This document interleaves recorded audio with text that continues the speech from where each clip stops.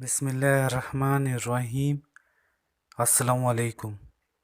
محبوب رب العالمین جناب صادق الامین صلی اللہ علیہ وآلہ وسلم کا فرمان دل نشین ہے، جس کے لیے رات میں عبادت کرنا دشوار ہو یا وہ اپنا مال خرچ کرنے میں بخل سے کام لیتا ہو یا دشمن سے جہاد کرنے سے ڈرتا ہو، تو وہ سبحان اللہ و بحمدہ کثرت سے پڑھا کرے۔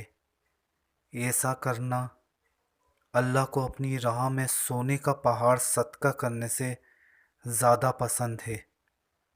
حضرت ابو ہریرہ رضی اللہ تعالی عنہ سے روایت ہے کہ تاجدار مدینہ صلی اللہ علیہ وآلہ وسلم کا فرمان ہے، جو 100 مرتبہ سبحان اللہ و بحمدہ پڑھتا ہے اس کے گناہ معاف کر دیے جاتے ہیں، اگرچہ سمندر کے جھاگ کے برابر ہوں۔ حضرت عبداللہ بن عمر رضی اللہ تعالی عنہ سے روایت ہے کہ نبیوں کے سردار صلی اللہ علیہ وآلہ وسلم نے فرمایا، جو سبحان اللہ و بحمدہ پڑھتا ہے اس کے لیے جنت میں کھجور کا ایک درخت لگا دیا جاتا ہے۔ سبحان اللہ۔